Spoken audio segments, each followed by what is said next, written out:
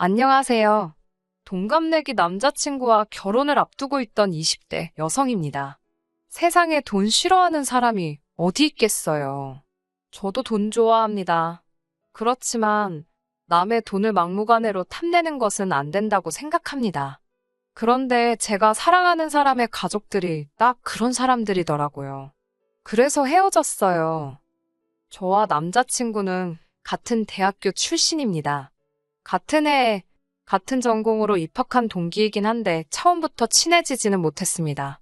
저는 조건부 장학생이라고 해서 일정 성적을 유지해야만 해당 학기에 장학금을 받을 수 있었기 때문에 첫 학기부터 좋은 성적을 받아야 한다는 일종의 강박관념에 시달리고 있었어요. 그렇다 보니 돌이켜보면 대부분의 시간을 도서관에서 보내는 재미없는 학생들 중 한 명이었네요. 반면에 남자친구의 경우 옷도 잘 입고 외제차를 끌고 학교에 오는 눈에 띄는 신입생이었습니다. 소문에 의하면 아버지가 무슨 회사 대표라더군요. 저는 원래부터 그런 쪽에는 별로 관심이 없기도 했고, 아무튼 서로 친해질 계기 자체가 없었다고 표현하는 게 가장 적절할 것 같습니다. 그러다 2학년 1학기가 끝날 때쯤 저에게 좋은 기회가 생겨서 미국으로 1년간 어학연수를 가게 되었습니다. 미국에서의 생활은 외롭긴 했지만 여러모로 저에게 유익한 시간이었어요.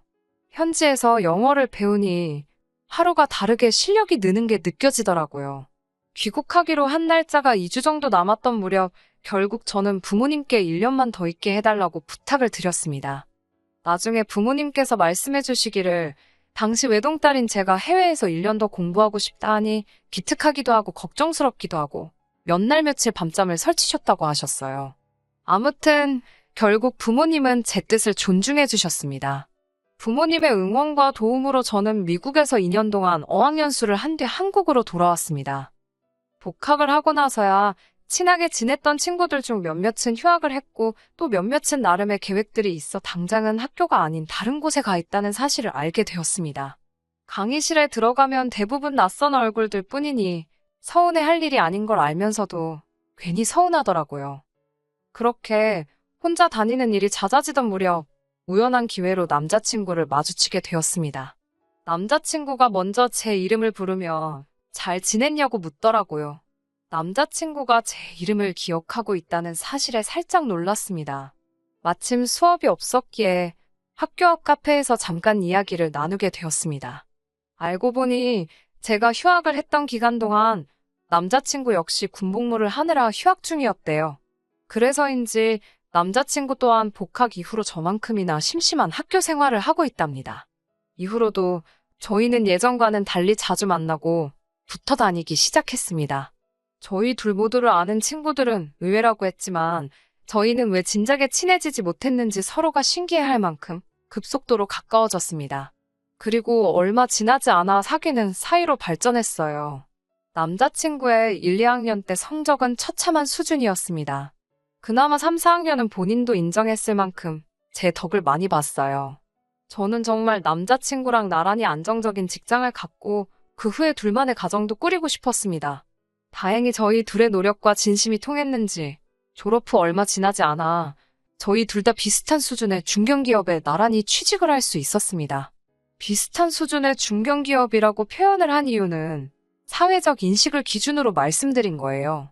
복지나 연봉 부분에 있어서는 조금 차이가 있긴 있습니다. 제가 연 5천 후반, 남자친구가 연 3천 후반으로 둘이 합쳐 1억이 좀 안 되네요. 비록 파혼하게 되었다고 처음부터 말씀드렸지만 왜 파혼에 이르게 되었는지 말씀드리려면 최대한 객관적으로 저희 조건과 상황을 말씀드려야 할 것 같아서요. 저희 부모님은 두 분 다 공무원이세요. 어머니는 초등학교 교장 선생님이신데 곧 정년 퇴임을 앞두고 계십니다. 아버지 역시 보건 쪽에 공무원으로 계셨고 어머니와 마찬가지로 내년에 정년 퇴임하세요. 하지만 퇴직 후에 관련 기관에 재취업하기로 예정되어 있으십니다.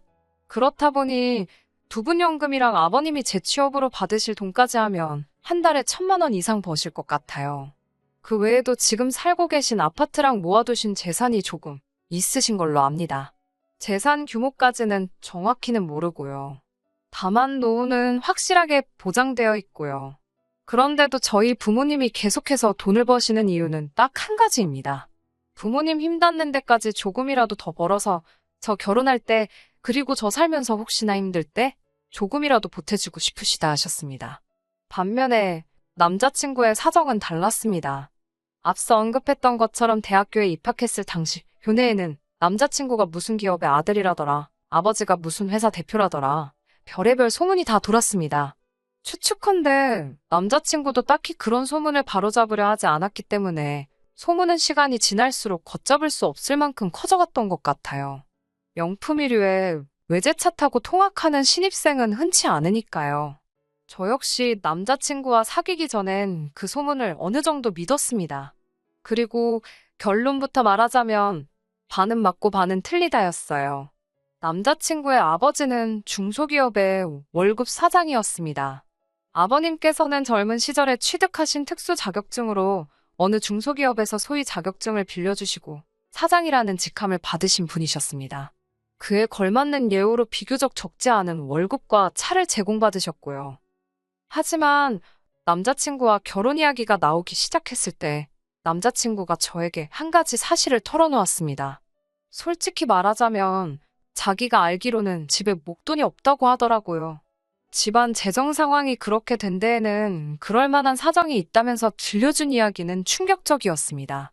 부끄러운 이야기지만 남자친구가 중학생이던 시절 아버님께서 다른 여자분과 부적절한 관계를 맺으셨답니다. 뒤늦게 그 사실을 알게 되신 어머님께서는 큰 충격과 배신감에 한동안 무척 힘들어 하셨고요. 그 이후로 어머님은 아버님께 복수를 하신다면서 아버님이 돈만 벌어오시면 벌어오시는 족족 다 써버리셨답니다. 싸구려 물건이건 명품이건 가릴 것 없이요. 심할 때는 구입한 물건이 택배로 도착해도 몇 날 며칠 뜯어보지도 않을 때도 있다고 했습니다.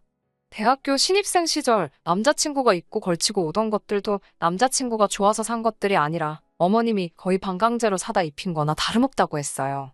차는 솔직히 아버님은 안 된다고 하셨지만 자기가 그냥 몰래 끌고 나왔던 거라고요.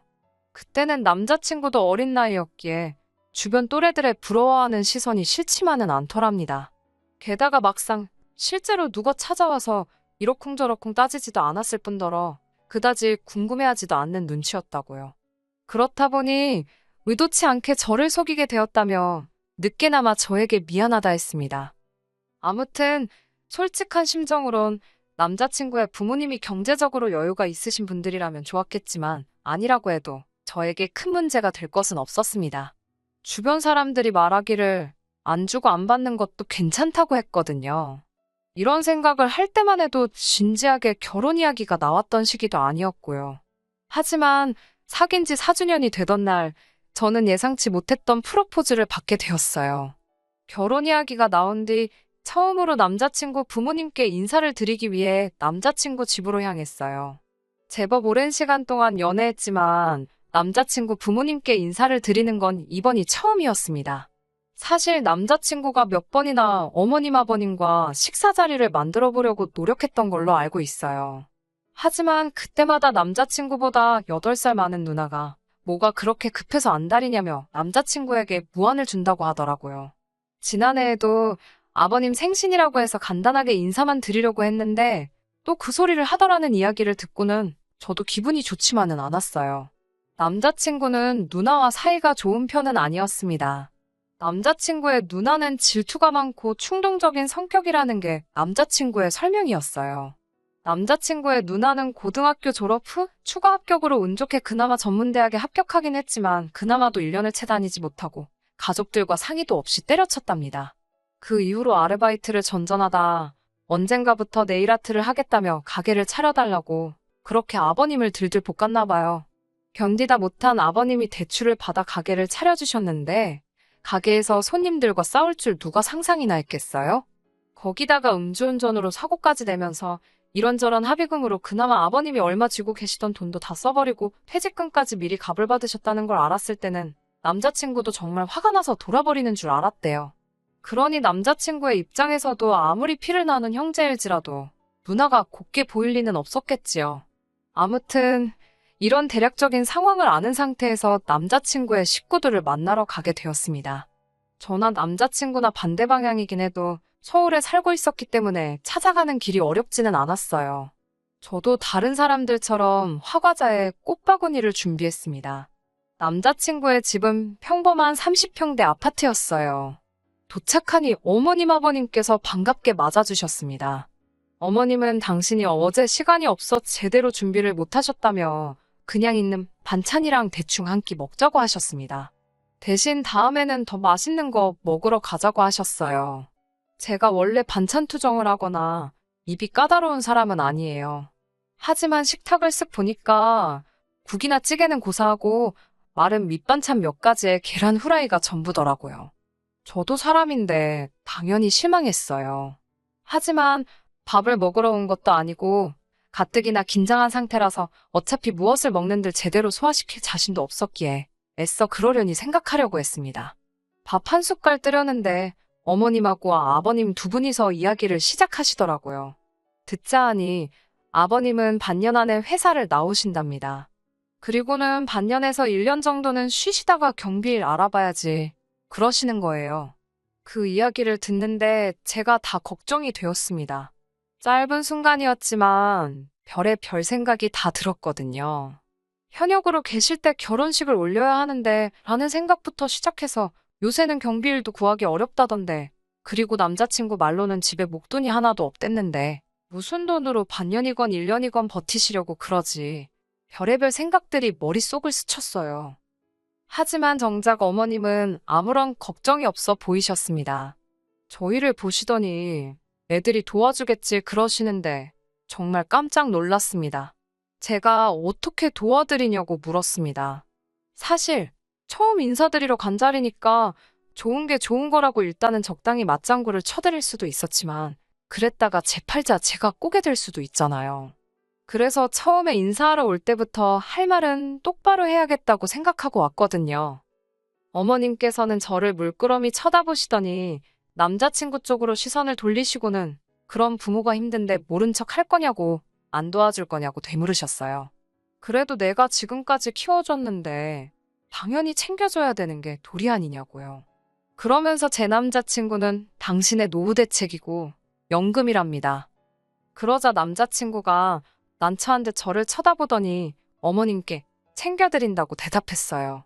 남자친구의 대답을 듣고는 솔직히 실망스러웠습니다. 사실 인사드리러 오기 전 저희 둘이 나름대로 결혼하면 어떻게 생활을 할 것인지에 대해서 예산도 짜보고 이야기를 나눴었거든요. 저는 부모님께 도움을 받을 수 있었지만 남자친구가 받을 형편이 안 되니 차라리 양가 도움 없이 각자 모은 돈과 대출로 결혼을 하기로 했어요. 반반 생활비 하는 집도 많다던데 저희는 일단 저축하는 게 제일 큰 목표이기 때문에 네 돈 내 돈 할 것 없이 같이 모으는데 주력하기로 했고요. 명절, 생일을 제외하고는 외식이나 목돈 지출을 자제하자고도 했습니다. 그렇게 해서 5년 안에 저희 두 사람 이름으로 된 집을 사는 게 최종 목표였어요. 그런데 어머님이 한마디 하니까 설령 어머님 기분 맞춰드리려고 별뜻 없이 한 소리라고 해도 저와 한 이야기가 있음에도 불구하고 쉽게 말을 바꾸는 남자친구를 보니 김이 확 새더라고요. 결혼 후에도 어머님과 제 사이에 무슨 일이 생기면 늘 저런 식이지 않을까 하는 걱정도 되었고요. 저는 이렇게 된 거 물어보고 싶은 건 다 물어보고 확실하고 깔끔하게 정리를 해야겠다 싶었습니다. 그리고 마침 이때 남자친구의 누나가 집에 들어왔어요. 한참 대화 중인데 자기도 한 자리 차지하고 앉더라고요. 뒤이어 어머님께서 먼저 저희에게 결혼 준비는 어떻게 할 건지 물어보셨습니다. 어머님께 제가 신뢰가 안 된다면 얼마나 도와주실 수 있냐고 여쭤봤어요. 그러자 남자친구가 말한 대로 어머님께서는 지금 들고 계신 현금 목돈이 하나도 없다고 하셨습니다. 그러면서 또다시 저희 결혼 자금을 도와주시기는커녕 당신 코가 석자랍니다. 아버님이 경비 일을 하게 된다고 해도 건강상 일주일에 3일 정도밖에 못 하실 거라서 한 달에 200이 안 되게 벌어올 텐데 그동안 쓰던 가락이 있어서 이제 어떻게 생활을 해야 할지 감이 안 오신다고요. 그 말씀을 하시면서 저희를 번갈아 쳐다보셨습니다. 그리고는 설마 부모를 모른 채 하겠냐며 둘이 합쳐서 한 달에 한 500은 버냐고 물어보셨어요. 그러더니 100만 원만 주면 된답니다. 순간 제 귀를 의심했어요. 어머님께서 저희더러 한 달에 100만 원씩 달라시더군요. 제가 어머님께 어머님도 이참에 나가서 소일거리라도 해보시는 건 어떠냐고 물었습니다. 당시 남자친구 어머님은 저희 부모님보다 한참 어리셔서 60도 안 되셨거든요.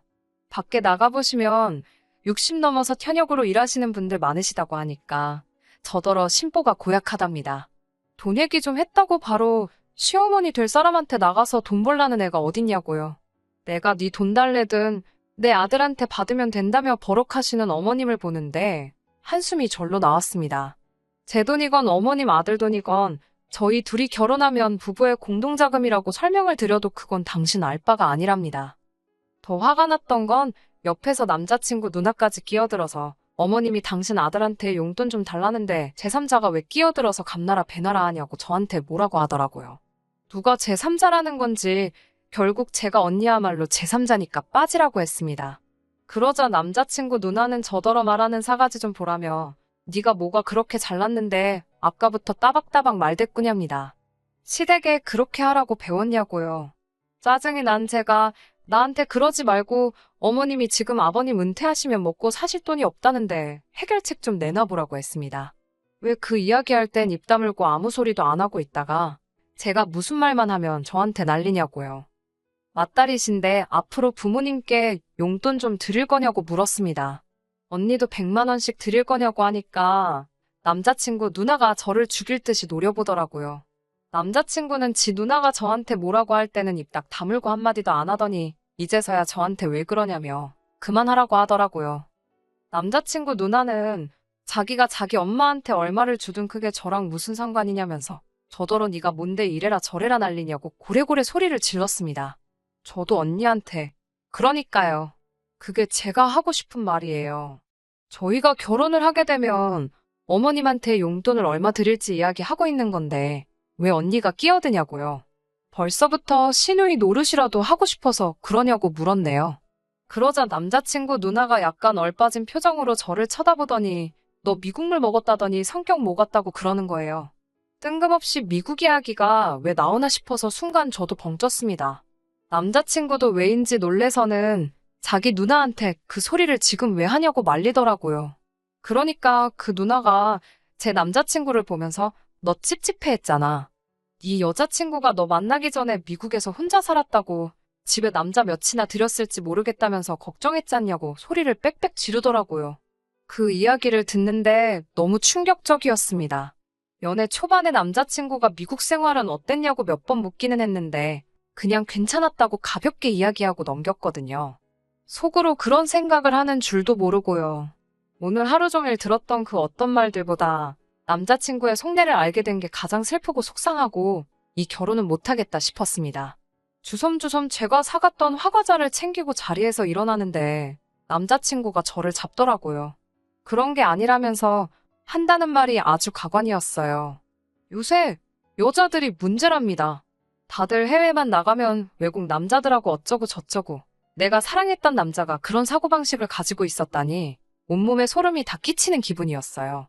버는 상대도 해주기 싫어서 남자친구한테 돈 많이 벌어서 네 부모나 챙기고 살라고 했어요. 지 방문 밖으로 한 발자국도 나가본 적 없는 여자 만나라고요.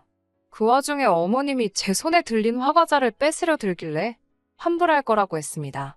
이런 집에 단돈 몇만 원도 쓰기 싫다고요. 어머님은 윗사람들이 몇 마디 듣기 싫은 소리 좀 했다고 이렇게 큰 소리를 내고 예의가 없냐며 결혼 허락 받으러 온 사람 태도가 이게 뭐냐고 저에게 끝까지 뭐라고 하시더라고요. 그런 어머님께 저는 더 드릴 말씀도 없고 오늘 제가 한 행동에 대해서 일말의 후회도 없다고 했습니다. 절대로 대개 아드님보다 제가 뭐 하나 부족한 것도 없고 저희 부모님마저 어머님 아버님보다 여러모로 나으신 분들이라고요. 아드님 앞길 망쳐놓으신 거 두고두고 아드님께 미안해하시면서 사시라고 했습니다. 뒤따라 나온 남자친구는 저에게 정말 미안하다면서 이렇게 가면 어떡하냐고 저를 붙잡았어요. 하지만 남자친구가 그럴수록 이상하리만치 제 마음은 차게 식었습니다. 그리고 이대로 가면 제 속이 화병으로 문드러질 것 같아서 남자친구 가족들에게 덕담 한마디씩 해줬습니다. 남자친구에겐 앞으로 돈 없는 네 부모 연금 노릇하면서 못 빠지게 열심히 살고 남자친구 누나에겐 나이에 맞게 밥값 좀 하고 어머님은 남 등골 빼먹을 생각 좀 하지 마시라고요. 아버님은 내내 그냥 먼 산만 보고 계셨고, 제가 보기에도 좀 안쓰러워서 아무 말도 안 했어요. 그 이후로 남자친구는 몇 번이고 저를 찾아왔지만 이미 전후 사정을 다 아셨던 친정부모님께서 이런 식으로 자꾸 오면 곤란하다고 돌려보내셨습니다. 경찰까지 부르는 일은 없게 하자고요. 남자친구는 자기 인생의 진정한 사랑은 저뿐이라면서 언제든 마음이 풀리면 돌아와 달라지만 그럴 일은 없을 거예요. 사람 보는 눈이 없었던 제가 멍청했지만 이제라도 알게 돼서 다행이라고 생각합니다. 지금도 그 말도 했어야 하는데 하고 한마디씩 생각나긴 하는데 그래도 하고 싶은 말 대부분 다 해서 속은 시원하네요. 많이 좋아했고 몇 년을 만났으니 당분간 허전하겠지만 잘 지내보겠습니다. 끝까지 들어주셔서 감사합니다. 오늘의 사연은 여기까지입니다. 구독과 좋아요, 알람 설정 부탁드리고 더 좋은 사연으로 다시 찾아뵙겠습니다. 감사합니다.